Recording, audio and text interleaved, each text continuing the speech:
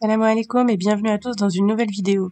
Dans cette vidéo, en plein mois béni du Ramadan, nous allons voir ensemble un programme simple et efficace à suivre. J'en profite d'ailleurs pour vous souhaiter un Ramadan Karim et qu'Allah accepte notre jeûne et nos prières. Amin. Place à la vidéo. Après avoir pris le repas du suhour, il est temps de réaliser la prière du Fajr. Je profite pour lire du Coran et faire mes dou'at car notre Seigneur est plus proche de nous à ce moment-là.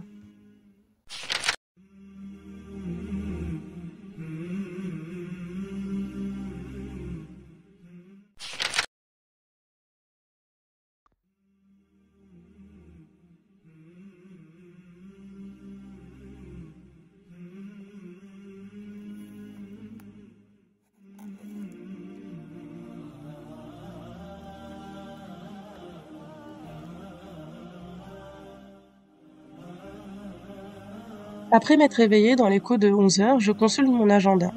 En effet, avant que le ramadan débute, j'avais préparé un menu mensuel des iftars. Ça évite de perdre du temps en cuisine. Je souhaitais en effet me concentrer sur l'essentiel du ramadan, c'est-à-dire parfaire sa foi. Cette organisation m'a permis de faire l'ensemble de mes courses en avance et de préparer et congeler tout ce qui était possible et de ne pas se fatiguer inutilement pendant mon jeûne. Il n'y a pas pire en effet que de ne rien pouvoir faire pendant le ramadan. On passe à côté des bienfaits de ce dernier et en plus le but n'est pas de jeûner pour jeûner. Aussi, j'avais fait un mini-programme, à l'instar de ce que je vous présente en vidéo. Plus besoin d'emmagasiner trop d'infos pour le cerveau qui libère son espace pour apprendre de nouvelles choses, notamment religieuses. J'enchaîne maintenant avec un petit ménage. En général, il me reste quelques trucs dans la cuisine que je n'ai pas nettoyés de la veille, notamment parce qu'en général, je suis en train de prier ou je suis trop fatiguée pour le faire. Donc, je le fais le matin, le plus tôt possible, en tout cas, pour ne pas être trop fatiguée pour le faire. Et j'en profite également pour sortir, que ça soit viande ou autre nourriture que j'ai pu congeler et qui me servira pour le repas du soir. Une fois que c'est propre, surtout au niveau cuisine, je pars faire un petit peu de sport. Le but n'étant pas ici de se préparer au marathon ou de trop s'épuiser, mais juste de garder un peu la forme. La séance ne dépasse pas plus de 30 minutes en général et je fais principalement du vélo. J'adore ce vélo de maison car son siège permet un bon maintien du dos et aussi il comporte un espace pour y installer son portable. Donc pendant que je fais du vélo, soit j'allume la petite télé qu'il y a dans cette pièce, ou soit j'utilise mon portable pour appeler la famille ou amis, ou encore regarder une conférence religieuse ou un doros. Comme ça, on travaille le physique et le spirituel par la même occasion.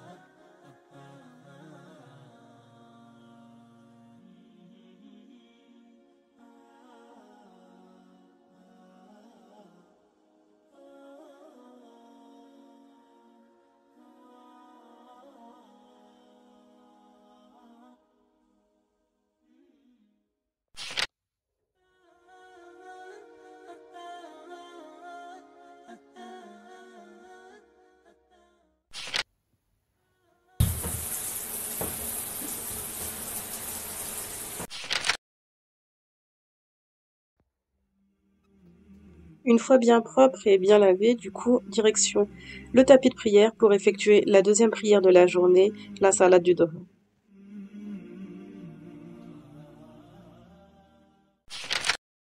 Après la salade, je commence à faire un peu de travail, donc soit c'est de l'administratif, du travail en soi, programmer des vacances ou des voyages ou faire du montage vidéo.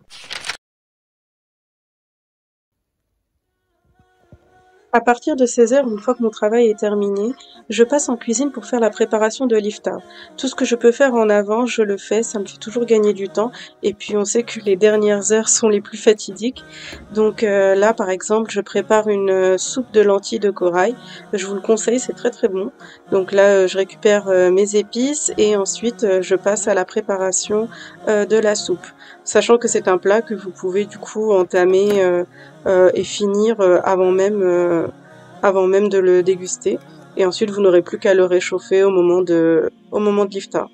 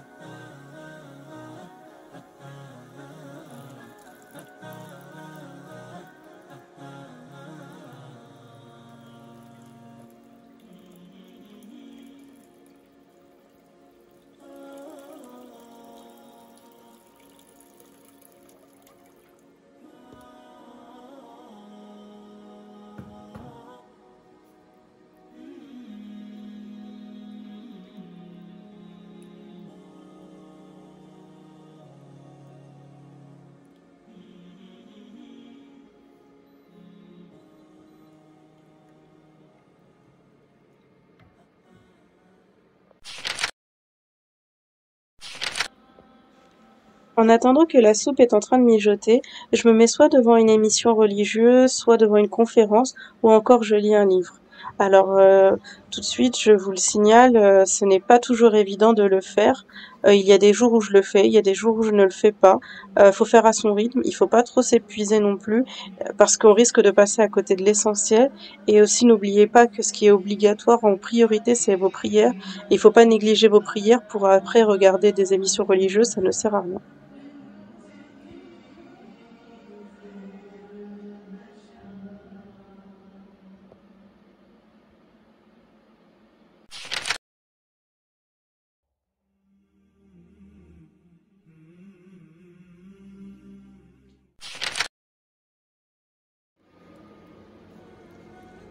Alors, de retour en cuisine, on voit que les lentilles se sont bien défaites.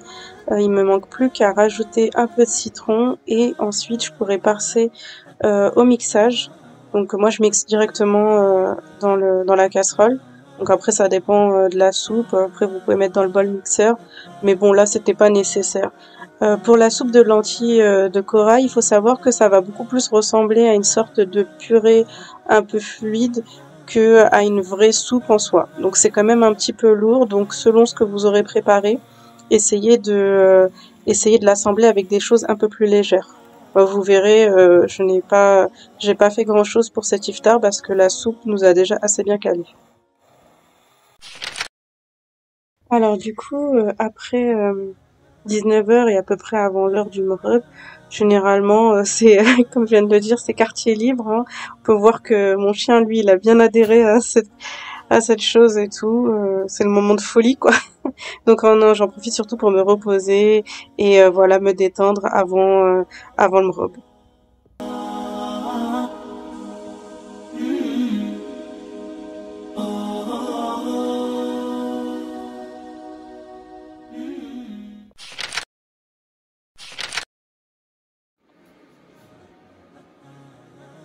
Alors, l'heure de rompre son jeûne est arrivée, donc je romps très rapidement mon jeûne et ensuite je vais très vite faire la salade du Maghreb.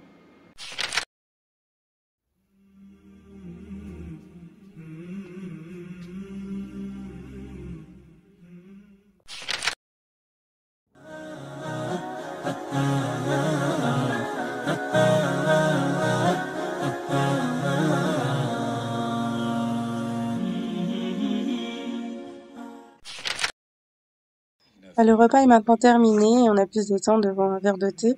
Donc du coup, je passe à la prière du Richa et également aux prières de la nuit, le Tawarih. J'utilise les retranscriptions de la Mecque en vidéo, du coup, pour pouvoir profiter des grands récitateurs du Coran, notamment à cette période de l'année. Et voilà, du coup, ma vidéo se termine et je me renouvelle mes vœux pour ce Ramadan. Ramadan Karim à tous. À bientôt.